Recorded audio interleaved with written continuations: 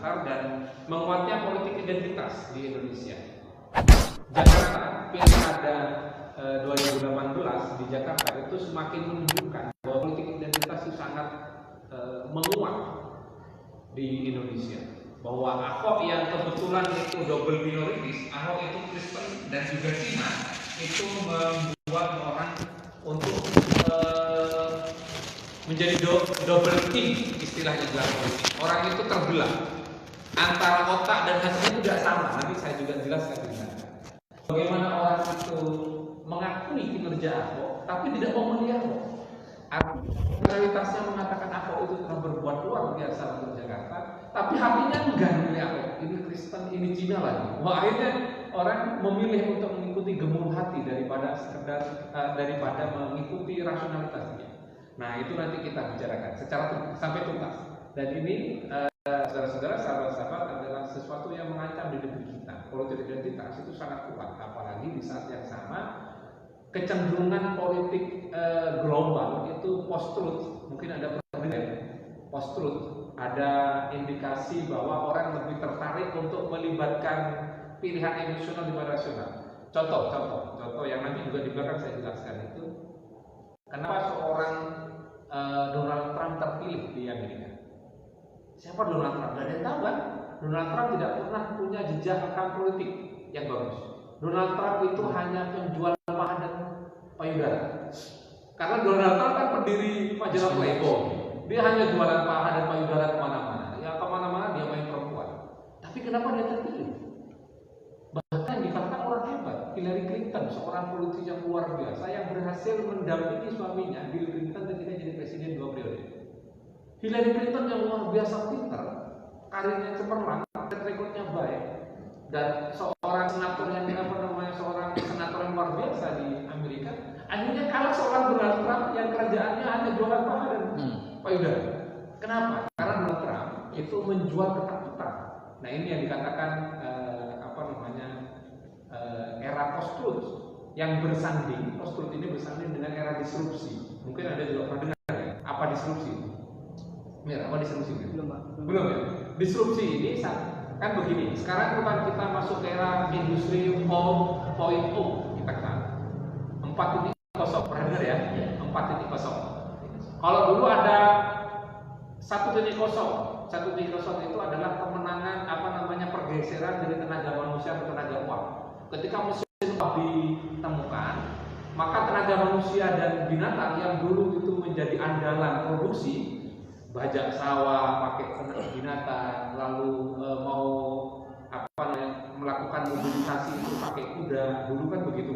Lalu tiba-tiba mesin uap ditemukan, maka tenaga manusia dan tenaga binatang itu dikalahkan oleh mesin uap. Itu titik 1.0, industri 1.0. Maka saat itu pendapatan sebuah negara itu 6 kali lipat naiknya. Pendapatan per kapita itu naik 6 kali lipat. Jadi kaya mendadak pada waktu itu orang-orang. Kenapa? Karena produksi melimpah dengan perubahan mesin itu.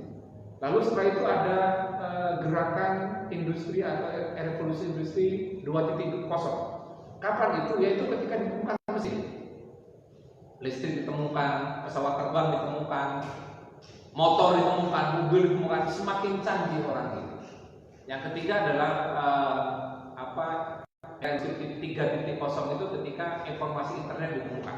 Internet ditemukan, orang semakin canggih, tenaga manusia semakin dipersempit, dipakai otak yang mulai dipakai, lalu waktu dan jarak itu dibunuh. Orang sudah tidak perlu baca koran, tapi orang bisa lihat internet. Apa yang terjadi Amerika ini juga bisa kita ketahui. Waktu itu dibunuh, diperpendek, juga jarak diperpendek. Nah, sekarang sudah masuk industri 4.0. Yang sekarang di Cina sudah 5.0 sedang mereka siapkan. Apa 4.0 itu? Yaitu ketika kecerdasan intelektual, kecerdasan buatan sedang dibikin. Makanya sekarang orang cerdas tidak cukup di masa sekarang. Kenapa? Pasti dia akan digilas. Kenapa? Karena sekarang mesin sudah cerdas semua. Siapa yang bisa mengalahkan Google sekarang? Kalau hanya mengandalkan hafalan, kita pasti kalah ke Google. Kalau dulu Gus Dur menghafalkan ribuan model pun diingat. Kalau sekarang bahkan karena kita tinggal picture, mesin semua sudah melayani mesinnya. Maka mereka yang inovatif dia akan menang dalam pertarungan 4.0 ini. Yang paling gampang untuk membuktikan bahwa sekarang itu luar biasa. Cak Mo ini ya, Cak Mo ini kan sering keluar kota, sering naik pesawat. Dulu kalau kita turun dari bandara, kira-kira taksi yang paling kita cari apa ya? Bluebird kan? Kenapa harus cari Bluebird? Bluebird itu paling dikenal sopirnya ya kalau mau ke sini ya ke sini aja, dia nggak muter-muter dan tidak memanfaatkan ketidaktahuannya penumpang. Pertama, aman. Kalau umpamanya ada barang ketinggalan, itu dicari penumpangnya sama itu pasti kembalikan. Dibandingkan orange, terus silver, Bluebird pasti nomor 1. Tapi tiba-tiba Bluebird itu sekarang tenggelam, ya kan? Padahal bisnis plan yang dibikin oleh Bluebird tidak ada yang salah. Bluebird tidak membuat perencanaan bisnis yang salah sehingga bangkrut, tidak, selalu benar Bluebird itu. Dan tidak ada saingannya. Lalu kenapa tiba-tiba Bluebird kalah? Karena dia melawan kompetitor yang tidak nampak. Sedangkan dia tidak melakukan perubahan. Apa kompetitornya Bluebird sehingga Bluebird tidak laku sekarang? Online, Gojek, Grab, Gokar. Kenapa saya katakan tidak nampak? Karena di Gokar, Grab itu kan tidak ada pesan taksi. Platnya tidak plat kuning, tetap plat hitam. Maka Bluebird bingung, siapa sih makanan? Oh, ternyata ini yang kalahkan saya. Lalu kenapa sekarang di era disrupsi ini harus ada inovasi yang nomor 1? Karena memang saudara-saudara ada perubahan orientasi bisnis. Kalau dulu bisnis itu akan menjadi luar biasa kalau dia monopoli. Siapa yang menguasai pasar, maka dia akan jadi pemenang. Nokia, terus apa namanya? Apa kamera dulu yang keren apa? Kodak. Sekarang mana Kodak? Nokia yang dulu keren luar biasa itu nggak ada sekarang, habis. Kodak nggak ada. Bukan karena mereka tidak menyiapkan bisnis yang benar, tapi mereka salah mengantisipasi lawan. Persis sama dengan Bluebird tadi. Orientasinya sudah berubah. Kalau orientasi dulu ada kuasai dengan monopoli, sekarang orientasi bisnis tidak kuasai, tapi sharing, bagi hasil, sekuat mungkin dibagi hasil. Kenapa Grab itu lebih murah? Saya dulu kuliah dari UIN ke UNER, kalau naik taksi itu 70.000 lah sekali berangkat, pulang pergi 40. Padahal pirang kilo ya? 7 lah kira-kira ya. 7-8 kilo lah dari Wonocolo ke UNER. Sekarang naik Grab pakai 20.000, 24.000. Kenapa Grab lebih murah? Kenapa? Karena sharing orientasinya. Kalau pakai Bluebird itu kan butuh pangkalan. Ribuan mobilnya butuh pangkalan. Pangkalan butuh biaya. Yang kedua, maintenance, perawatan, siapa yang harus nanggung kalau pakai Bluebird sendiri, manajemen perusahaan. Kalau Grab butuh pangkalan? Enggak, pangkalannya cuma masing-masing. Perawatan siapa yang merawat? Masing-masing.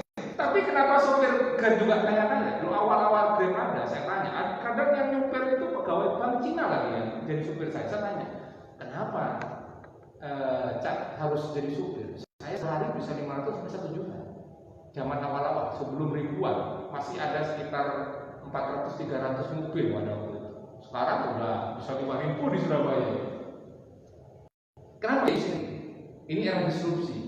Tapi di saat era disrupsi muncul bersamaan pada saat itu ada satu konteks politik dalam pembaca politik namanya post-truth. Nanti kita bicarakan itu. Ini keren ini. Keren. Anda harus bayar saya yang baca, Anda yang mendengar, Anda yang dapat ilmunya. Oke, lanjut. Tapi fokus kita akan bicara tentang populisme politik dan politik satu, yang kedua dinamika demokrasi Indonesia, yang ketiga itu epicentrum korupsi di Indonesia. Nah ini yang menarik yang ketiga. Sampai sekarang Burhan nulis sebuah buku lagi di 2020 ini tentang uang. Bagaimana politik uang itu adalah menjadi kewajiban dalam konteks politik Indonesia. Siapa yang punya uang dia jangan harap bisa jadi orang di Indonesia. Dan ini yang